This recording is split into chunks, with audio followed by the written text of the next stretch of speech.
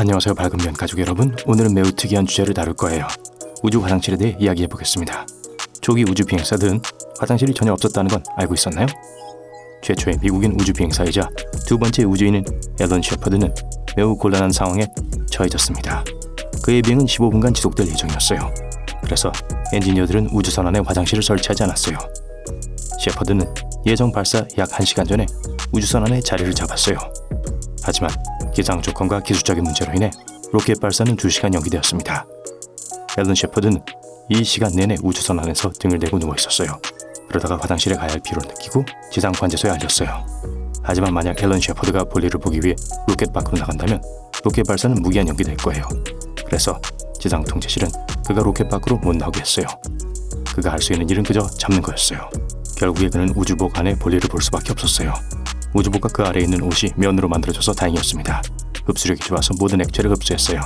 그래서 앨런 셰퍼드는 편안하고 비교적 건조한 상태로 비행을 마쳤습니다. 하지만 우주복에 센서를 꺼야만 했어요.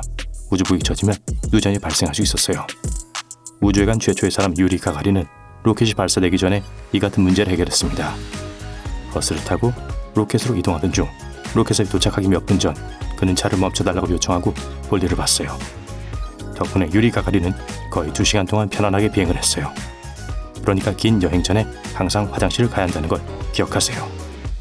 나중에 나사는 더 긴 임무 수행을 위해 사람들을 우주로 보내면서 다음과 같은 장치를 사용하여 우주 비행사들의 생리 현상을 해결했어요. 그건 우주 비행사가 적용해야 하는 실린더로 되어 있었어요. 우주 비행사들은 허리 근처에 이 시스템을 장착했어요. 이 실린더는 모든 오물을 수거하는 봉투에 연결되어 있었어요. 그건 최초의 나사 화장실이었어요. 편안하고 저렴했죠. 나사는 또한 우주 비행사들의 식단으로 실험을 시도했습니다. 소화 과정을 늦춰서 음식을 먹고 물을 마시는 시간에서 오물이 만들어지기까지의 시간을 연장하는 것이었어요. 우주 비행사 중 한 명 존 클랜은 이 방법을 시도했어요. 그의 지구 일주 비행은 약 5시간 동안 지속되었습니다. 특별한 식단과 약물은 우주 비행사가 비교적 오랜 시간 동안 자연의 부름을 피할 수 있게 해주었죠.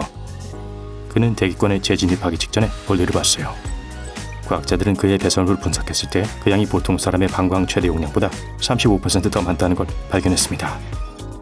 하지만 우주 비행사는 자신의 상태에 대해 전혀 불편을 느끼지 않았고 비행이 편안했다고 했어요. 어느 날 우주 비행사들은 우주 정거장이나 우주선과 우주에서 시간을 보낼 때 때때로 최대 9시간 동안 우주복을 입는 것으로 알고 있어요. 기내에서 일반 화장실은 사용할 수 없다는 뜻이죠. 이 문제 해결책은 간단해요. 기적이죠.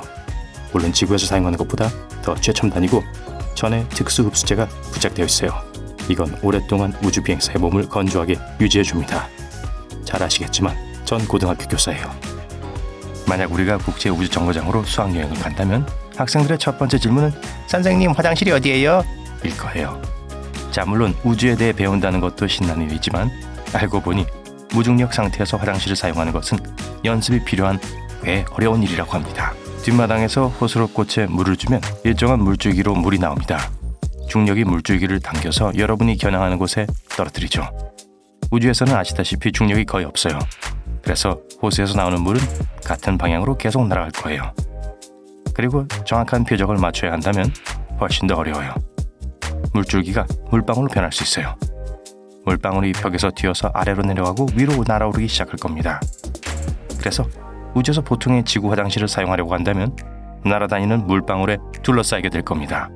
이 문제 해결책은 오물을 끌어당기는 힘을 만드는 거예요. 중력이 없다면 진공으로요. 비행기 화장실 같은 거죠. 거기서 물 내리기 버튼을 누르면 항상 윙윙거리는 소리가 들려요. 그건 팬이 공기를 폐수조 밖으로 퍼내기 시작하는 소리예요. 압력이 충분히 낮아지면 배수구 구멍이 열리고 순식간에 모든 폐기물이 아래로 당겨집니다. 이건 국제 우주정거장에서 우주 화장실이 작동하는 방식인데 우주정거장은 처음부터 이런 진공 상태를 만들어야 해요. 이런 식으로 호스의 물은 중력이 아닌 팬에 의해 안으로 빨려 들어가는 공기로 인해 물줄기를 형성하게 됩니다. 일반 화장실로는 안 돼요. 국제 우주정거장 화장실을 이용하려면 호스를 잡고 버튼으로 화장실을 작동시켜야 해요. 안에 있는 팬이 돌기 시작하면서 공기를 잡아당길 거예요. 기본적으로 진공 청소기에 볼일을 보는 거라고 할 수 있어요. 깔때기 모양의 독특한 호스 끝에 있어서 남녀 모두 사용할 수 있습니다. 빨아들이는 공기 흐름이 모든 물방울을 모아서 탱크 안으로 보내요. 그 안에는 많은 필터와 화학 물질이 포함된 전체 배기물 청소 시스템이 있어요. 강력한 산이 든 탱크도 있어요. 오물 속의 고체를 녹이기 위한 거죠. 그렇지 않으면 복잡한 시스템의 필터와 밸브가 막히고 고장이 발생할 수 있어요. 중력 없이 좁은 공간에 갇혀 있을 때 물이 새는 변기는 매우 불쾌할 거예요. 그 산은 금속도 쉽게 녹을 수 있습니다. 그래서 우주 화장실 재료는 특별한 티타늄 합금으로 만들어졌고 내성이 매우 강하고 매우 비싸요. 정화가 끝난 후 오수는 식수로 변합니다. 시간이 지나면 그건 다시 오물이 되고 그 순환이 반복된다는 뜻이에요. 걱정 마세요. 정화 시스템은 매우 잘 작동해서 물을 마셔도 전혀 해가 되지 않아요. 커피 맛을 망치지도 않을 거예요. 큰 볼일을 보려면 단계가 약간 더 복잡해져요. 지구에서처럼 우선 변기 뚜껑을 열어야 해요. 이때 이전처럼 동이랑 팬이 켜집니다. 악취를 예방하기 위해 이미 작동하고 있을 거예요. 그리고 변기에 앉아야 해요. 그런데 이게 역시 쉽지 않아요. 무중력 상태에서는 변기에 앉기가 어려워요. 그래서 발을 묶을 끈과 잡을 수 있는 손잡이가 있어요. 팬이 제대로 작동하면 오물이 폐수 탱크로 들어갑니다. 종이와 휴지도 거기에 들어가요. 그러고 나서 고체 오물의 각 부분은 봉지에 밀봉됩니다. 그리고 시스템은 이 쓰레기 봉투를 특별한 통으로 보내요. 이 통은 화물 우주선이 그곳에 도착할 때까지 ISS에 보관됩니다. 우주 비행사들은 음식과 물, 그리고 과학 장비를 공급받아요. 그러고 나서 화물 우주선이 오물과 다른 쓰레기가 든 통을 싣고 갑니다. 그 후 화물 우주선은 도킹을 풀고 지구로 돌아올 준비를 해요. 하지만 화물 우주선이 대기 상층부의 공기와 맞자로 인해 완전히 연소되기 때문에 모든 쓰레기는 지구 표면에 도달하기 전에 처리됩니다. 우주 비행사들이 할 수 있는 또 다른 방법은 쓰레기가 담긴 통을 우주 공간에 직접 버리는 거예요. 지구의 중력은 결국 그 통을 끌어당기고 역시 대기 중에서 답을 해요. 현재 나사는 배변 오물을 물로 재활용할 수 있는 시스템을 개발 중입니다. 결국 물은 국제 우주정거장에서 소중한 자원이에요.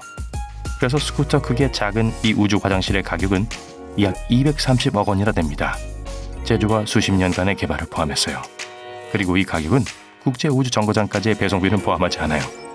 그 돈이라면 세상에서 가장 비싼 차인 부가티 베이론이나 비슷한 것을 살 수 있을 거예요. 예를 들어 전용기나 개인 섬 같은 거요. 그 돈으로 몇 개를 살 수도 있어요. 하지만 다시 우주로 돌아갈게요. 여정은 발사대에서 시작됩니다. 나중에 국제 우주정거장으로 화물을 운반할 로켓이 조립되어 있어요. 점화, 로켓 엔진이 켜집니다. 엔진은 몇 초마다 수백 킬로그램의 연료를 태워요. 로켓이 올라가요. 그리고 연료가 모두 연소되면 로켓의 1단계 도킹이 해제됩니다. 그건 지구로 돌아 연착륙해요. 부스터는 연료 충전 후 다시 사용할 수 있어요. 1탄 부스터가 도킹 해제되면 로켓의 두 번째 단계가 엔진을 점화해요. 더 많은 연료가 연소되면 로켓이 ISS 고도 해수면으로부터 약 400km에 도달합니다. 일단 궤도에 오르면 화물 우주선은 ISS와 도킹해요. 우주 화장실이 배달됐어요. 하지만 펠컨 9와 같은 부스터 로켓을 발사하는 데는 약 500억 원이 들어요. 우린 또한 화성에 사람들을 보낼 계획이고 그 여행은 약 7개월이 걸릴 거예요. 그래서 우주 비행사들을 위한 편안한 화장실을 만들어야 할 겁니다. 230억 원짜리 화장실의 디자인은 개선될 거예요. 엔지니어들이 더 작고 가볍게 만들어서 공간을 덜 사용하고 연료를 더 절약할 수 있기를 바랍니다. 오늘 시청해주셔서 감사합니다. 밝은 면 가족 여러분, 매일 밝은 면과 함께 새로운 것을 배워보세요.